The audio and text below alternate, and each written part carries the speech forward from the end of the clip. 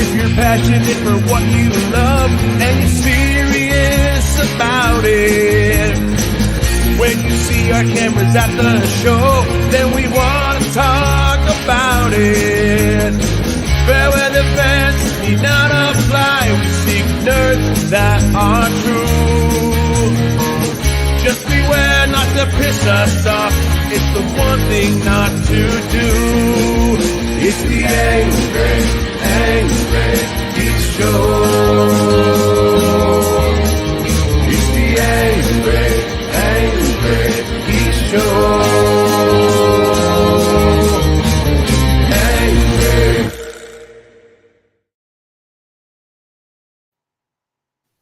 And welcome to this week's episode of the Angry Geeks. I am your host, Louis Perry, and with me, as always, is my co-host, that Wonder Woman, Jamie Dolan. And this week, we have a very special guest. Jamie, who do we have for a guest this week? You kept my mic muted, first of all. I just undid it. Yeah, because I hit unmute. Today, who do we have for a guest? We have Mike Messier. Mike, and Mike is a struggling filmmaker right here in New England. He did a documentary about a vampire, or Ignore the Vampire, Exit the Vampire. I don't know, but I'm going to find out exactly what it is. I can't wait to talk to you. I know I'm the worst. So what? I'm the worst. I'm the worst guy whatsoever. But I love to talk to people. I have, the good evenings are coming in. Joe McDonald right here, very first. Hi Jamie Joe. and Louis. And you too, Louis. Hi, Joe. How you doing? And Aviva. Hello, Aviva. Good evening. Hello. And Nicole. And Nicole. Hi, Nicole. My name is First. Hello, Nicole. How are you? And J-Bo McNeil. Hello, brother. How you doing? And Donald. What's going on, John? We got a lot of stuff today. Thomas, brother, what's going on? Hi, Jamie and Louis and Brian Rose. Good evening, Angry Geeks. That's an easy cop-out right there, Brian. And Kevin, good evening, all Louis and Jamie. So listen, we're going to bring our guests in, and we want you guys to ask a lot of questions. Don't be afraid. Just treat it as if, all the questions. Treat it as if Jamie and I are on stage at a con, and you guys want to ask questions there to the celeb or whoever we're working with. Just ask away. This is what this is about. And Sally is, oh my God, I have to actually be very careful right now because my boss is watching. Holy moly. Hi, Sally. Yes, I got to behave, Jamie. Wow. Yeah, so now she wants to see what I'm doing in my real world. So we want everyone to ask questions of Mike. Just pretend that we're at a convention and Jamie and I are on stage working, doing our thing. See, now I'm all nervous because Sally's watching. Just make pretend we're at a convention and we're having some fun. Joe McDonald said all eyes are on. Oh, Sally says all eyes are on Louis. Yeah, no, technically, Sally, that's not true. All eyes are usually on my sister from another mister right here. That's where it. Oh no, don't you lie, young lady. You know where all the eyes are. And no. Joe McDonald says, don't we usually heckle Louis? Oh, no, that's someone else. LOL. Yeah, thanks, Joe. You're our official photographer. You're usually taking pictures of us or somebody. And Neil is back. And Neil says, hi, Louis and Jamie. Oh, the filmmaker in the house. I am intrigued. So, and my God. And Aviva says, so do we have to pretend to be nice to you, Louis? No, you don't. No. And so, without further ado, let's bring Mike in. And here he is, Mike. What's going on? Hey, Welcome to the Angry Geek. Thank you. Thanks, Louis. Thanks, Jamie. Thank you for being on. Tell us, what is it like to be an independent filmmaker and all your struggles that you're having? And, of course, your film about the vampire. Because I know I messed up the title. That's all right. It's titled Disregard the Vampire, a Mike Messier documentary. The documentary is about 40 minutes long. It just won its 11th award. This, I think, is the 10th one it won from the Tabloid Witch Awards. Thanks. And so basically this documentary was about a vampire narrative film that I was attempting to make on a pretty low budget, pretty tight schedule, but some really good crew and some great cast members. Unfortunately, the lead actor of the piece, the original lead actor, had to drop out after our first day of shooting, of which he was not even scheduled. So it kind of put me and the rest of the team in a really disadvantage to get this thing accomplished. But we were able to find another actor in about 12 hours, which was very unusual. And we were back at work. And this documentary kind of explores the setbacks, the struggles, the coming together of the team. And as the director of this situation, I was basically sitting there on the last day of our shoot, watching these actors go through this final climactic scene and really thinking, this is the beginning of something. This is not the end. And here we are, years later. I've kind of rewritten the piece as a novel, A Distance from Avalon, When the Dying and the Dead Reunite. So what people really have at their disposal, they can go to YouTube. They can just put Mike Messier YouTube channel. I believe my channel is officially called Subscribe to Mike Messier YouTube channel. They can find Disregard the Vampire, Mike Messier Documentary. And if they're so inclined, they can go to Amazon and purchase the novel of the story, the narrative story. So the documentary tells the story of what was trying to be accomplished. Then when I had a chance to step back and reassess the situation, I wrote the novel version of the story, which is right here, Distance from Avalon, When the Dying and the Dead Reunite. So what's the appeal of vampires? Well, man, that's a great question. For me, I think just the darkness of it. I mean, look at Jamie, the way that she's dressed tonight, and I don't know her personally, this is normal for me. That's normal. This is me. But I mean, talk about, it gives me back fond memories of Elvira when I was a kid. You know what I mean? So I mean, the idea of the Gothic lifestyle, I've come to suck your blood. Of course, that's the stereotype. I wanted to go in a more philosophical version or vision of this piece. In fact, the elements that are coming together of my lead character, Jean Lacroix Distance. His name translates to John, distance from the cross. So I'm really trying to create something unique within that Gothic horror genre is what it's been called. So I like it. But I mean, you can look at Interview with the Vampire, everything in that genre. I can't tell you, Hammer horror was really my inspiration in this piece. Kind of a new thing for me to get into, the Hammer horror films of the 60s and 70s and 50s, I guess. Mm-hmm. So, Jamie, what do you got? Well, what got you into making films? Yeah, it's a great question. When I was in high school, I took 2 VCRs and a boombox and discovered that if I changed the audio input from the recording VCR to the back end of a boombox, which had an audio cassette recorder, I could make these homemade videos.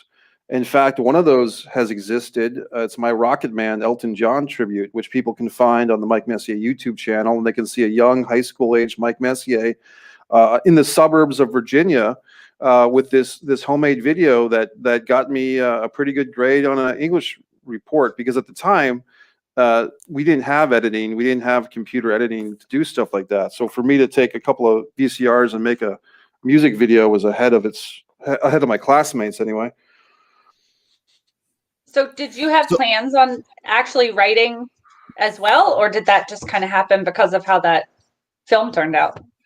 As far as the funny thing, Jamie, is that I've always been a pretty good writer. Like even going back to second grade, there was some type of class assignment.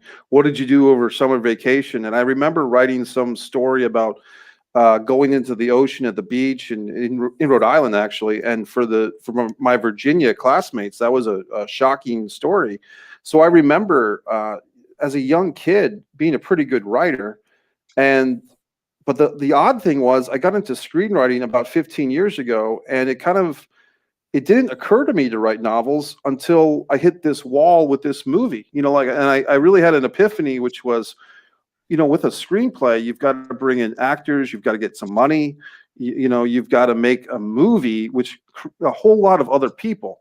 With this pandemic, I kind of did a gut check on myself and said, what can I do creatively on my own?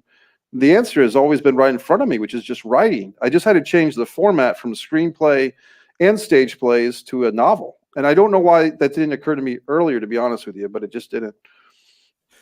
Did you find it easier with the pandemic?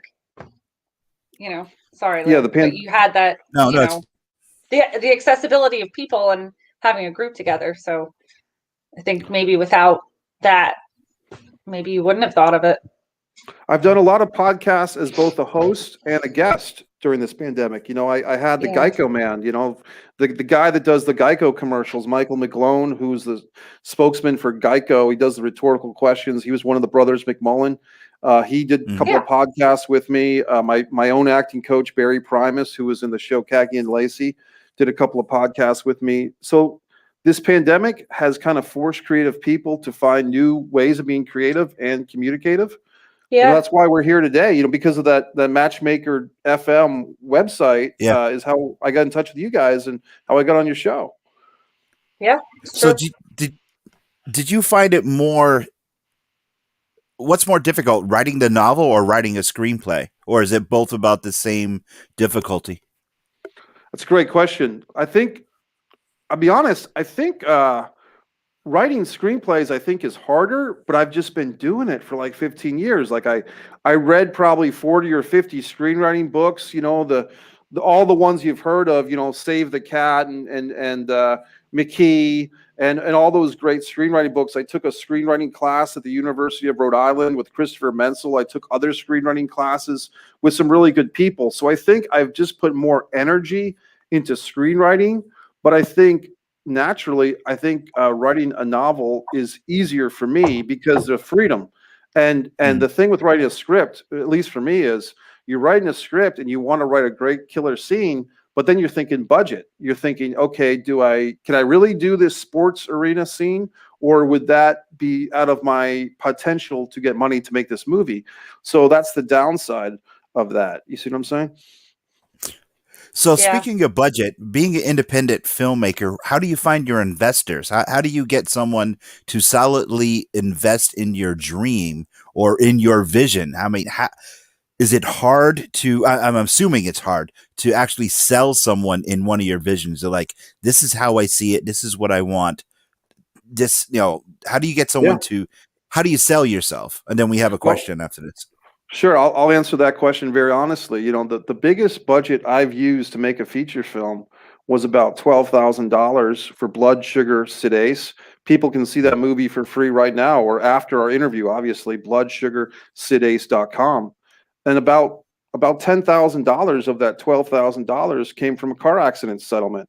A drunk driver hit me, and my passenger was the boxer Vinny Paz, who you might have heard of, being from New England. And we got hit by a guy who blew twice the legal limit for drinking and driving. This was over 10 years ago, so the case has been settled. But the bottom line is, I used the settlement money to fund a movie.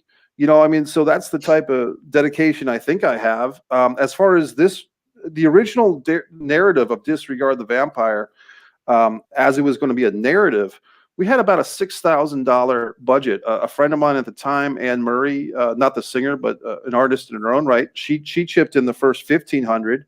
And then, ironically enough, a friend of the former lead actor chipped in $1,500, which was nice. And then I just scraped together the remaining, but that's not a whole lot of money to make what we were trying to do with that project.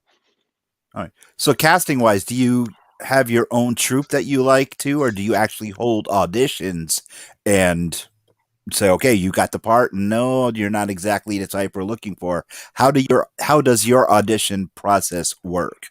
I've done it both ways. I've done, casting, the fingertip casting where you have a friend who's an actor and they'd be good, or maybe you've worked with them before. I've done that, to be honest.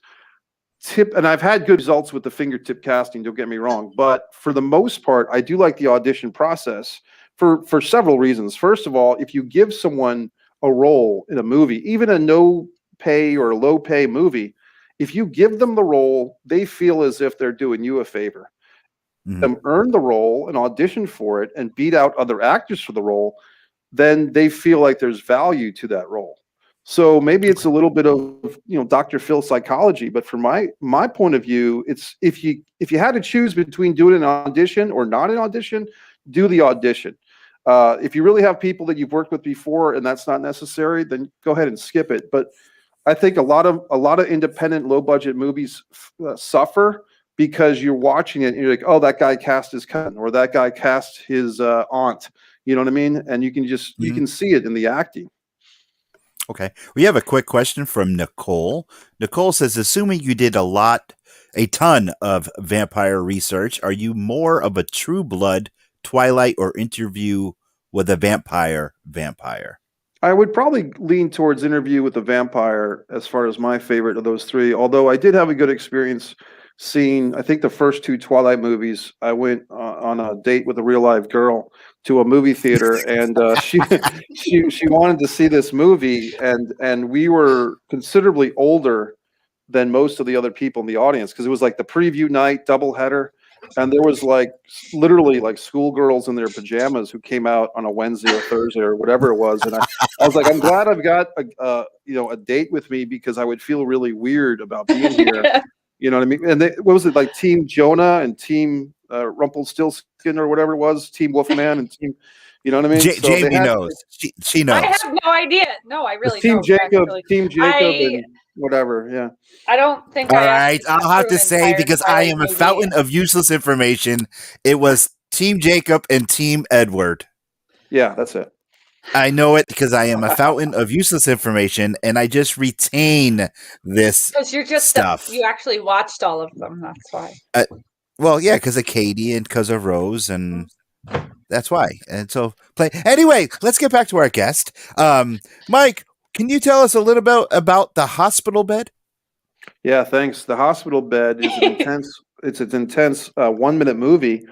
And basically, I was literally in the hospital. I had a minor surgery in August of 2019. The good people at South County Hospital were taking care of me. And I think it was my last night there that I was listening to like a podcast, like a tribute podcast to Harley Race, a wrestler who just passed away. And I said, man, I'm in the hospital. I have this location. I have a phone, which has got a camera. I have an actor, which is me. And there was no script to the hospital bed. I just reeled off how I was feeling about the situation, and the movie has kind of become through happenstance a coronavirus film because people relate it to coronavirus, and it's from the perspective of someone in the hospital who doesn't want to be counted out yet. The whole point of the hospital bed is I'm not dead yet, and people can watch that on my YouTube channel, and I think it's pretty intense. Acting or directing, what's your poison? I'll take either way. I think as an actor, what's great about acting is, first of all, everyone loves to be on camera. If you're in this industry, entertainment, you want to be on camera. And so I do enjoy acting better, but I do feel that I do like having that control of directing too. So I don't know if that answers your question or deflects it, but if there was a role for me to just act and I could just be full on Mike Messier and not just, if I could really show my chops in an acting project, I'd be more than happy to do it for anybody. Jamie? So back to your book, because I did actually start reading it. I haven't gotten far, but are there going to be more? Or do you think there's going to be a one? No, I think the second one will be, I'm going to work on it this year, and I'd like to have the second one done. I just brought the cover back, A Distance from Avalon, When the Dying and the Dead Reunite. So if people pick this up on Amazon and they get to the point of what's next, and without giving away spoilers, what I think I want to do with the sequel, Jamie, is go more into the depth of character with our lead character of Joe Humble. Okay.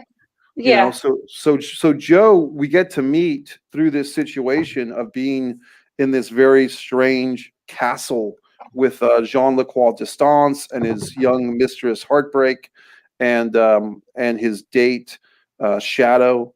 And so I think in the sequel, there's going to be more of a backstory of Joe, not to say an origin story, but like what's been going on with Joe for the previous 5 years to get him to this point. And then I think more of the battle will continue in the third installment. So that's all in my head. I've got to actually write this stuff.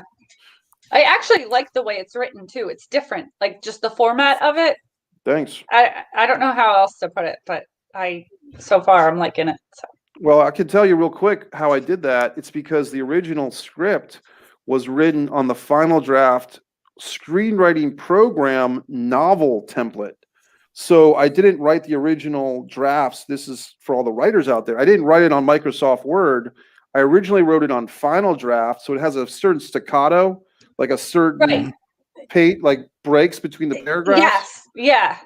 And so what that does is it gives like a vibe of negative space on the page, almost to allow your imagination to pop in some stuff. Because we've all seen novels, whether, whoever, Anne Rice or whoever, who the words are so thick. But I feel that sometimes that can be like painful on the eyes. So I wanted to write a book, and I'll just show a couple of pages to show what it's like. It kind of has like a lot of negative space. You know what I mean? Mm-hmm. Yeah. So therefore, it's and this is not to say people that like to read books won't like this book, but I like to say that my novel is a novel for people that don't normally read novels, because it's about a 2-hour read once you get into it. And I think like your imagination will kind of go in places differently than they would in a different book, in my opinion. Yeah, it does. It definitely gives you more room for your creative brain to kind of fill in those blanks. And you have everything set up, but the way it is envisioned isn't really laid out. So it gives you all that freedom for your mind to kind of cater to what your tastes are, if that makes sense. It does make sense, Yeah. and it's kind of like what happened, Lewis and Jamie, with the final documentary, a Disregard the Vampire, Mike Messier documentary. What happens, what I hope to happen with some or many of the viewers of that doc, is that you're watching the documentary and you're watching that 40-minute documentary, and then there's a second movie going on, which is like the movie in your own imagination of what the Disregard the Vampire film would have, could have, should have been. So you're watching one movie, which is what I've created for you as the doc, but your mind's eye is creating a second movie, is in the atmosphere of your own mind. And that kind of lent itself to this, and to tie it all together, that lent itself to the writing, the style of this novel as well. When it comes to character development, and you see it in your mind, how long does it take you to develop one of the characters until you get it exactly how you see it? Do you understand where I'm going with that? I think so. Well, I'll give you some of the process, and maybe we can fill in the blanks together. This piece started to be written in September of 2013. The initial attempt at Disregard the Vampire narrative we were shooting in March of 2014. That's not a lot of time, in between those two periods. But then me sitting there and, going through everything I went through to make the doc, and then saying, you know what, I want to tell this story. Like, I really want to tell the story of these four characters outside the doc. And that's when I had to make some gut checks and say, I've got to change the title. I've got to change the names of the female characters I wasn't satisfied with because they were kind of flat. I wanted to give them more depth. And I wanted to write this. First, I wrote it as a stage play. Then I wrote it as a screenplay. Then I wrote it as a novel. So, I mean, this novel version, I think I wrote in Rhode Island at a coffee house I used to go to. I sat there for most of the summer at Java Madness, writing this thing for the course of the summer of 2018. And then I didn't know what to do with it, because I was like, man, I wrote a novel, and then there's so many ways for artists to get ripped off, through supposed book publishers, and we'll publish your book, just give us $5,000, But I discovered the Amazon publishing, which I'm sure it was around before I figured it out, but it took me a while to get plugged in and say, how do I do this Amazon publishing? How do I do that on my own without getting roped by some, pseudo book company? Okay. All right. Now we have a few other questions. Yeah, we have a couple questions. Yeah, a couple of them. Nicole says, if you could sit down with any writer or director, dead or alive, who would it be and why? Well, the answer that comes to mind, and she's a great question asker, by the way. She is. Yeah, she's cool. I like that lady. Stephen King Stephen King, you know, and the thing is, I'm not a huge connoisseur of Stephen King books, but the one Stephen King book I listened to on audio, which I would recommend for any writer, is On Writing by Stephen King, because he talks about his process, his inspirations. I mean, I don't know if you guys have read that one, but he talks about what inspired him to be a horror writer and how he would save all the rejection letters on his wall. But then the other answer I would like to give, and I think it's Russell Mulcahy wrote the screenplay for Highlander. And I'm just a big Highlander fan. The original film, you know, not all the sequels and stuff, but I mean, I've seen them all. But the original Highlander film, Russell Mulcahy, I believe, is the writer. Okay. And then we have another question from Neil. From Neil, yeah. Neil says, I'm going to read this one. No, you read it. What advice would you give for someone who wants to start out in acting, editing, and filmmaking in general? That's a great question. And Neil, I'd say of those three things, editing is something that I'm not very good at. I've always worked with I worked with an editor, whether it's Tim Labonte, a good friend of mine who's up in Massachusetts, or others. But I would say that a video on my YouTube channel, how to produce an award-winning film on a short budget. You can watch that whole 45-minute video, Neil, if you want. But I'd say, to give you some answers right now, take control of your own career. You've got filmmaking, acting, and editing. Do all three and feature yourself, Neil, as the actor. Make some 1-minute movies or 5-minute movies where you are the star. Write material for yourself as an actor and either direct yourself or get someone else to maybe help you with coaching. I'm also available as an acting coach if anyone's interested. I'm not here to pitch myself as that. But for a guy like Neil who wants to get started, I'd say the first thing, buddy, is start on your own and make Neil the focus of your energy.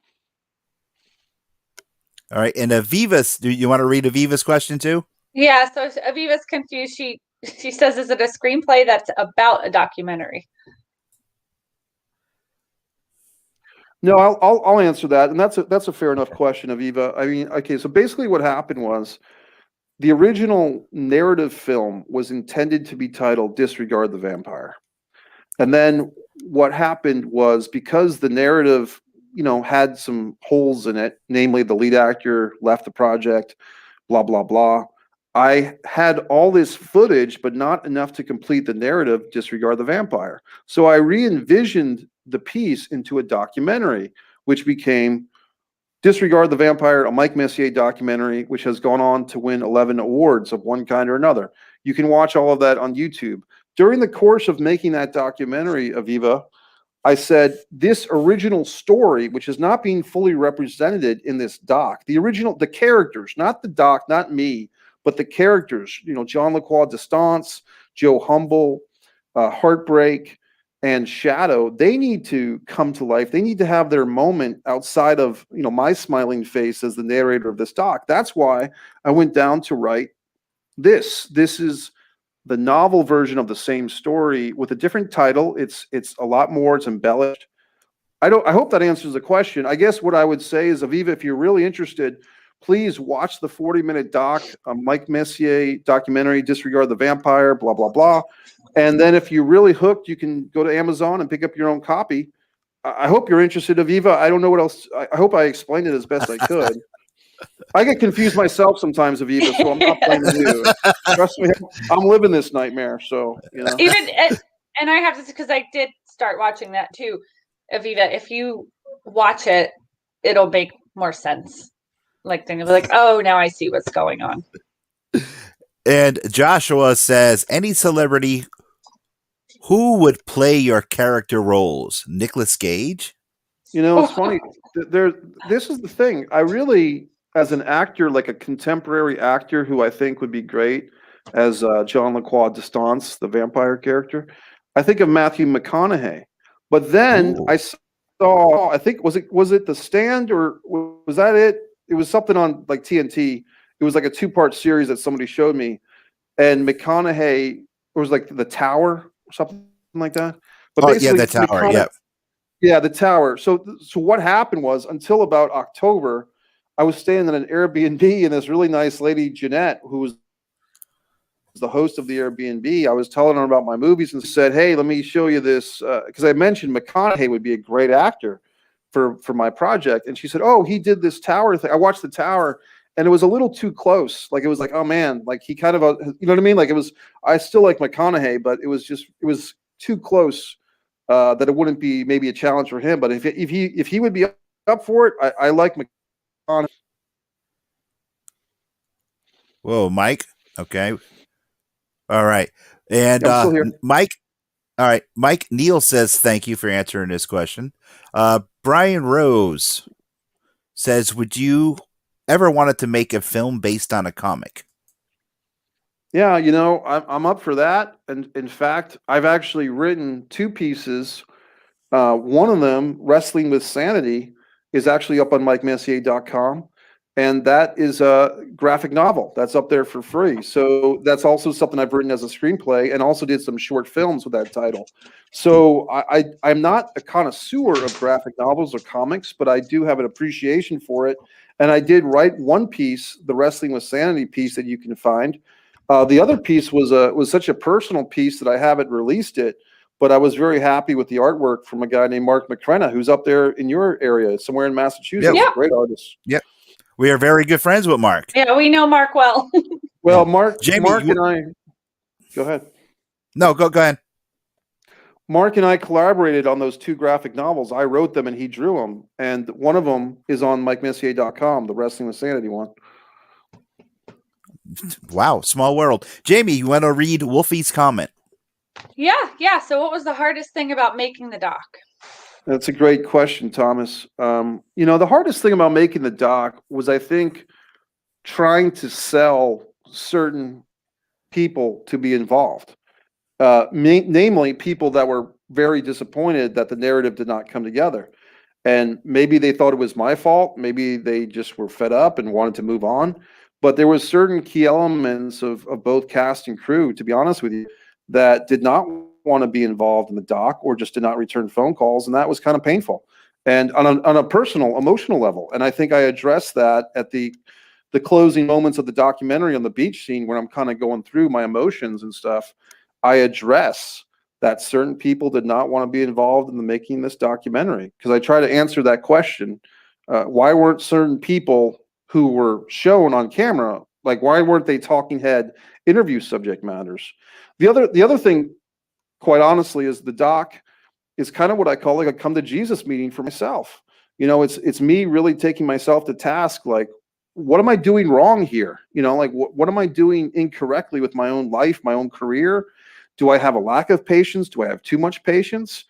Am I working with the right people, but not using those relationships correctly? Am I working with the wrong people? Am I the wrong person? What the hell's going on here? So I think the doc serves as a ultimate gut check for me, and I think other filmmakers and people that don't even make film but maybe would want to, like the gentleman that asked how he gets involved. Watch that doc, because that'll show you some things to do, and maybe more importantly, what not to do.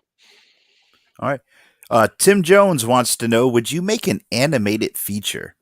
Yeah, Tim, I've got the piece, man, that is just dying to be animated, especially now. It's called American Luchador, The Dream of Lobo Whoa. Fuego.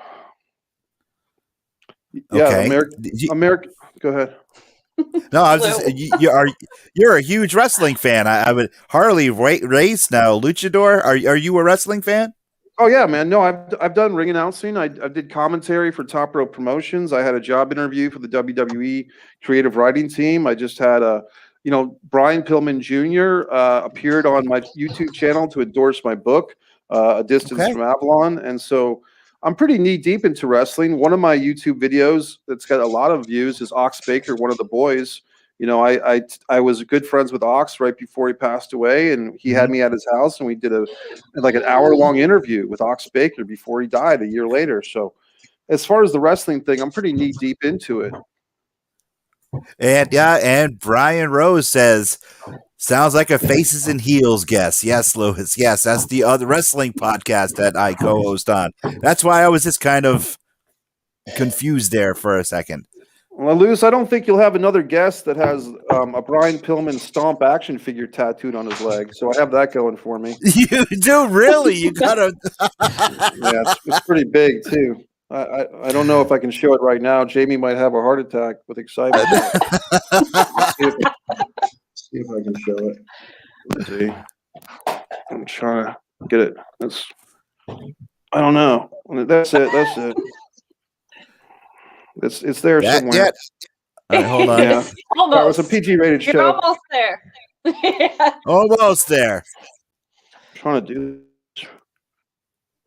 It's There. Yeah. Okay. Dad, see the tattoo. There you go. Flying Brian Pillman was a great wrestler. Yes, he was. And Yes, he was. His son's in AEW now here in Jacksonville, Florida. So we met up for lunch, and Brian Pillman Jr. appeared on my YouTube channel for a little segment we called Celebrity What's in the Bag. And what was in the bag was my book. So there you go. Oh, that's awesome. So let's get back to the animated feature. You have something, you're ready to make it. What is actually stopping you? Once again, it's money and so forth. Okay. But I don't know if Tim himself is an illustrator or whatever, but the piece is called American Luchador, The Dream of Lobo Fuego.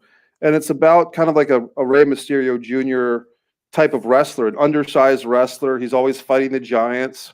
And then what the backstory is, the true giant is his childhood, which is a bully. And he's remembering his father was a luchador who was bigger, and his father put all these expectations on him and told him he couldn't be a wrestler because he wasn't big enough. His mother was an Americano. His mother was an American lady who hated the luchador lifestyle because it kept her husband away from the home. So Lobo Fuego, which translates to Firewolf, grows up in this, environment of dueling parents, and his escape is the amusement park. And when he grows up to be a famous luchador, he receives a concussion while fighting Lazarus, who's like the 7-foot tall giant. And Lobo gets a concussion. He goes into a dream state where he encounters Educo, which means to educate. And Educo is another masked man who kind of takes him through his childhood and his teens and his training to be a luchador. It's kind of like a Christmas Carol, meets a professional wrestling story. Oh, cool. Jamie, you want to read Donald's comment? Yeah, so Donald wants us to know, what would you say is the hardest thing about making movies? Scheduling. A lot of people would just give you the pat answer is money, which is true too, Donald. But the thing that even more so than money, because if you know that you don't have any money or you have a small amount, then you can deal with it. But this scheduling, it will just kill you. And the scheduling means, as the director, or if you have someone in charge of the scheduling, it's a tough job because inevitably someone stubs their toe out of the shower, or somebody's kid has to get picked up from basketball practice. Or in our case, we had a situation in Disregard the Vampire, the original shoot, where an actor wasn't going to be able to make it. So the scheduling is something that you just cross your fingers and you hope everybody comes through. But the toughest thing is that, like, say you have a basketball team and one of the players gets sick or has a knee injury or coronavirus, you have that sixth man. When you're making a film and these are actors cast in specific roles, unless it's just a day player role, if you're really counting on someone to be there the whole time, you can't really have a sixth man. I suppose you could have understudies like they do in theater, but for whatever reason, film just typically isn't like that. What can you tell us about that night? Oh man, I'm glad you asked. Yeah. No, thank you.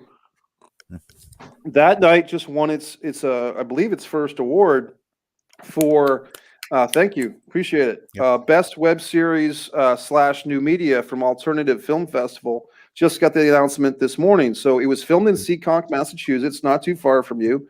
Cody Piexoto and Kevin Vindinha at the TV9 studio in Seekonk allowed me to do something very different for Seekonk, for the public access studio, which was to do a narrative piece. And it was a 6-part piece.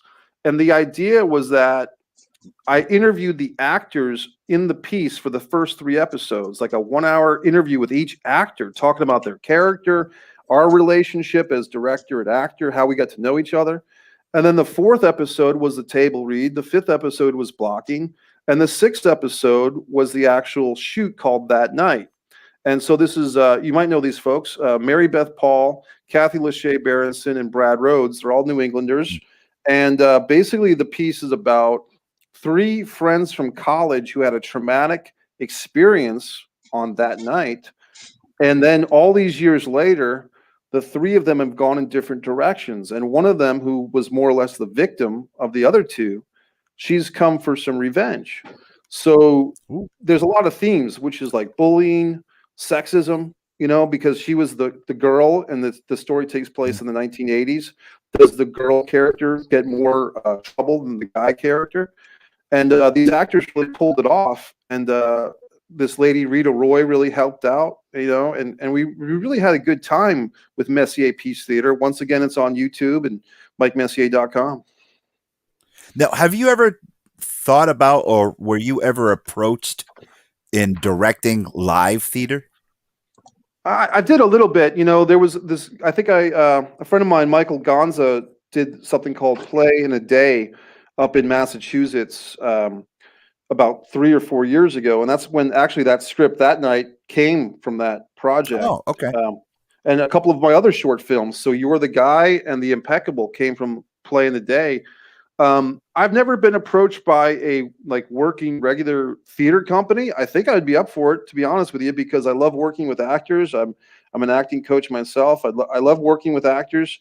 I did start a theater festival down here, Avalonia Theater Festival, Avalonia 7 Theater Festival, and we chose our winners. But as far as our live performance, we got COVIDed out. It was supposed to happen in June of 2020.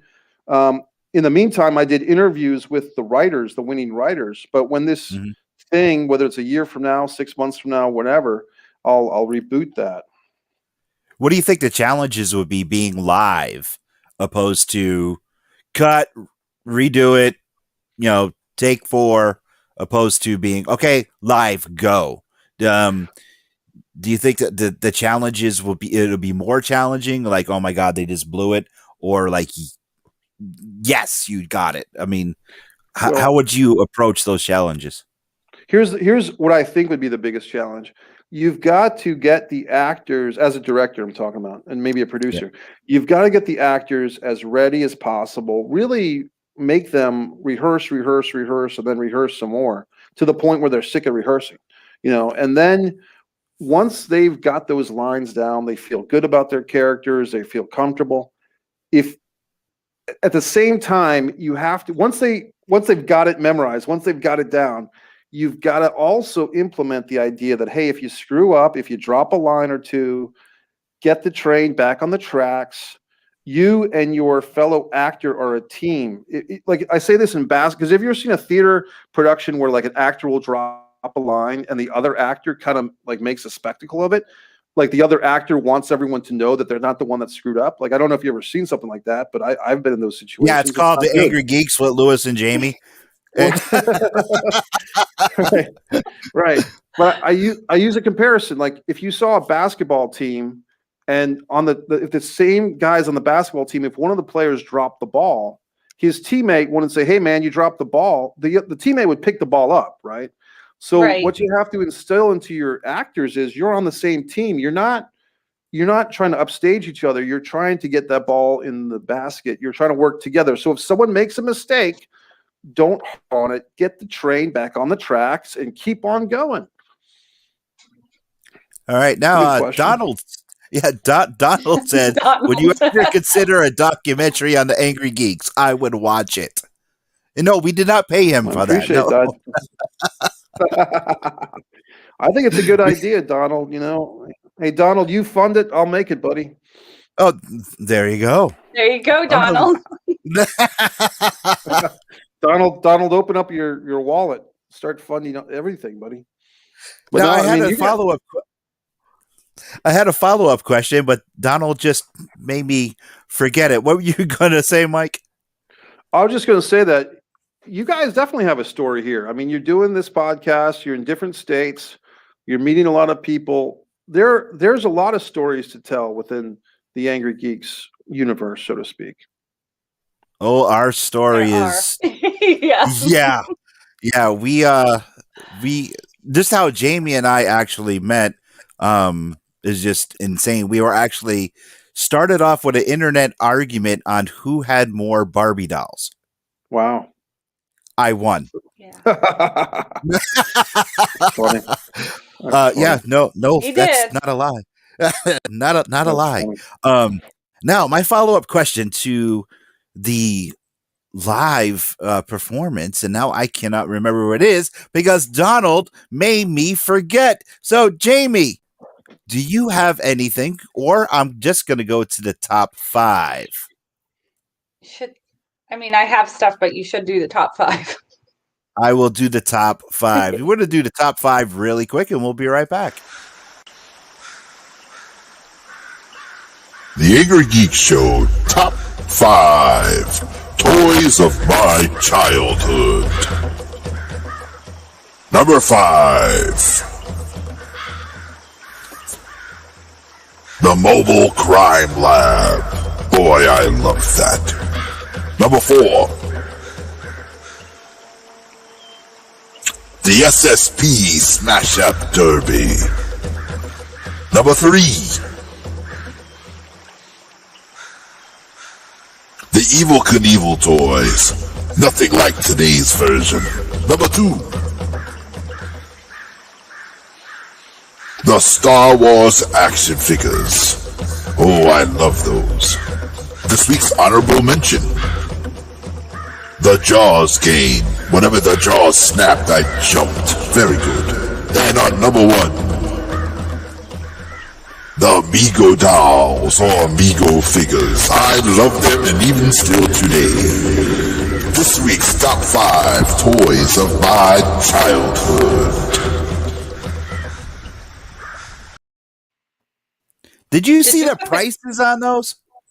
Yeah, but What? I'm wondering, did you put the crow noise in there so I'd feel included? Like, what was Pretty much, yes, because that's you like the crows and on your Xbox name, so there you go. I did that for you. Okay. I think of It you. can't rain all the time. Right. That's right. It can't rain all the time, Eric Draven. I did that for you. I put the crow in there just for you, and the comments are coming in. No, this is my top 5. I don't care what you guys are saying. This is my toys of my childhood. Now, that top 5 was supposed to be on when we had Joseph and Gav from the Leicester Toy Show or the Leicester Toy Market a couple weeks ago, and we had such a good time with those guys that we didn't get around for the top 5. And yes, I am aging myself, Aviva, but did you see the prices of those toys? I actually had to go back and get some of the prices. And yes, and Michael John says, look for me, Star Wars toys all the way. And Alan says the Jaws toy brings back memories. Alan, did it make you jump? Because my rubber bands, I remember the rubber bands always kept on breaking in that toy and the hook. And yes, no, Josh, no G.I. Joe. No G.I. Joe for me, even though I did have the ones with the Kung Fu grip and the lifelike hair. But after a while, all my G.I. Joes had ball spots. So no, definitely not. So, Mike, let's go back to your childhood, and we do this. What was your favorite toy from your childhood? Well, when the list started, I was thinking the He-Man action figures like Jiu-Jitsu and Moss Man. There you go. Moss Man was cool. He was Beast Man, but he was green, and he had fur, like green swamp fur. So yeah, and it had a smell to it too. yeah, he did smell. Yeah, that's right. The thing with the He-Man action figures is that the ones that were not on the cartoon, but you could just buy the toy, but they weren't on the cartoon, those were always like the more intense, obscure ones. You know what I mean? Mm-hmm. Yeah, like Stinkor. Yeah, Manny Face, right. Stinkor. Yeah. Jamie, what was your favorite toy from your childhood? Well, it's funny because my favorite toys were my She-Ra toys. And I had my Crystal Castle and I even had like the little sword and the shield and the little. It was Yeah. my favorite. And there was actually a boy, Jamie, that lived down the road, and he had all the He-Man stuff. So All the He-Man play stuff. And he together. had the Yeah. Eternia, didn't he? I remember this did. because we talked Yeah, during we our talked about Christmas this, episode. yeah. Now, Yeah. unfortunately, we do not have a question of the week this week. What?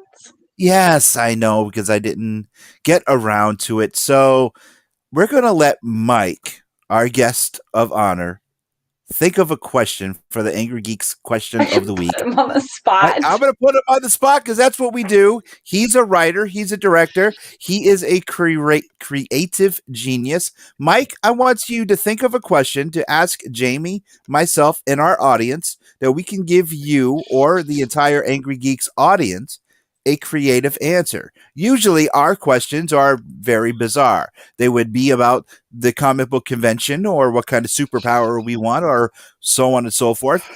So we are going to task you, the first time in history, we're going to ask you to ask us a question. So we're going to give you... Go. Sure. The question would be for you guys to answer, not for you to ask me. The question, and for your audience to think about too, when this coronavirus, starts to come to an end or come to, a place where we're living with it comfortably or somewhat comfortably, are you interested in seeing major motion pictures, TV series about coronavirus, or are you more interested in not? Like, are you wanting to put it so far behind us that we don't have creative works that are like, oh my God, coronavirus, how did people deal with the pandemic? Or do you want that issue or this moment, 16 months, 2 years, whatever it's going to be? Do you want to see these issues, masks, social distancing? Do you want to see those represented in narrative, or do you want an escape away from that topic in your narrative stuff? Ooh. Jamie, I'm going to think about this. You go first. There was something. Oh, my game I was playing, Assassin's Creed Valhalla, and you go through all the stuff, but you go into present day and back, whatever. So in the game, they actually talked about coronavirus and parts of it, which kind of blew my mind because it was still, everything was so fresh and new. And I thought that was really cool how they tied that into the game when you're in present time. So I wouldn't mind it because I think it brings the sort of realism to whatever you're trying to do. I don't think I'd want to see a whole documentary about it, but definitely touching on it, and it gives it more of a realistic feel than it never happened. Okay, cool. So I wouldn't mind it. Wow, we've been getting a lot of negative stuff saying no, no, no, no, no, no, no. And we get one from Neil, great game, Jamie. Way to break it up, Neil. And Nicole says MTV did a documentary called 76 Days. Maybe more to come. Michael J says, let the historians talk about. I need a comic book movie. Yeah, everyone, this is all, and we're getting all no's, and I'm going to say, we have already had a lot of movies already about, we had Outbreak, we had different, I'm going to say no. I'm going to say I lived it. I don't need to relive it again. As Michael J said, let the historians take care of it. I'm going to say no. Joshua says Groundhog Day COVID movie. I'm good. So yeah, it's a great sampling of answers, and if I could, I'd say that probably a good percent of the Angry Geeks audience is into stuff, fantasy, sci-fi, vampires, the niches that are escapism based. So I kind of like those answers because it's like saying, hey, you know what? We don't want to get these masks and these vaccines into our escapism worlds, which I actually appreciate that. Nothing against Jamie's answers, because her answer was pretty smart, very smart too. But I think I kind of lean with that thing. It reminds, when the coronavirus first started, somebody tweeted something about, hey, a screenwriter tweeted, somebody just said, if you don't have coronavirus in your screenplays are outdated. And it kind of turned my stomach, because I'm like, man, are we really buying into this so deep that we have to like put a mask on every character in every movie? I mean, I was going to say put a mask on Zorro, but he's already got one. But I mean, why do we want to, you know what I mean? So I kind of like the idea of, let's try to get back to normal and let our fantasy realms get back to normal too. Yeah. Well, in the new Suicide Squad trailer for the movie coming out this August, there is a line where Harley Quinn says to the Thinker, if you know, they're going, we'll kill you, we'll kill you, we'll kill you. And she said, if you cover your mouth without, if you cough without covering your mouth, we'll kill you. Yeah, something like that. And they go, no, but well, she's got a point. So they even worked it into that, which was pretty funny. I thought it was funny. And what is really funny is in Jamie and my world, the comic book conventions, and pop culture conventions, everybody wearing masks. So it's not going to be anything out of the different, but it's going to be different. Does that make sense? Yeah, it does make sense. I was going to ask, did they do Rock and Shock in Worcester this year or not? No. Every convention that Jamie and I were supposed to be at, they canceled. We had Terracon Rhode Island Summer, and unfortunately that just got canceled on us. Wow. Well, hopefully a year from now they'll be back. That's all I can say. You know, I mean, these vaccines are getting distributed, and hopefully enough people are going to be encouraged to take it. I just got my first shot yesterday or Saturday, so I feel good about it. So hopefully people get these shots and we'll be able to do things that we want to do. All right. Well, Mike, we took up enough of your time. Thank you very much for being on. Please tell everyone where they can find you online. Pimp your book one more time and tell them about your YouTube channel. The YouTube channel is officially titled Subscribe to Mike Messier YouTube channel. If you put Mike Messier, MikeMessier, you should find it. There's like 900 videos. If you hit the alarms, you'll know when I have new stuff. And like I said, I know that not all of my videos are going to appeal to everybody, but there literally is something for everyone because I have so much stuff up there. I have the Suicide Girls Burlesque, the Pro Wrestling Rants and Memories. I mean, I go way back with pro wrestling, man. I mean, I've got my Super Clash 3 memories up there. A Distance from Avalon, When the Dying and the Dead Reunite. The direct link to the Amazon is right in the YouTube descriptions, so you should be able to find it pretty easily. And it's also on Amazon, A Distance from Avalon, Mike Messier, cover art by Nazar Germanoff, and it's about a 2-hour read. But you know, I think you get a lot of story for your. It's $7.77 on Amazon before shipping, so I think that's an interesting price. And hopefully. That's it. Mike Messier YouTube channel, MikeMessier.com. Subscribe, like, share, etc. And I want to thank the Angry Geeks for having me on because you guys are great. It's a fun show. Well, thank you. We appreciate it. Jamie. Yeah, thank you. It's time. Good audience too. You can find us at theangrygeekshow.com or on Facebook and Instagram at The Angry Geeks. I am everywhere at that WonderWoman.1, and you know where to find Lou. And we'll see you right here every Monday night live streaming as we record our podcast and our public access television show. We'll see you guys next week. Bye.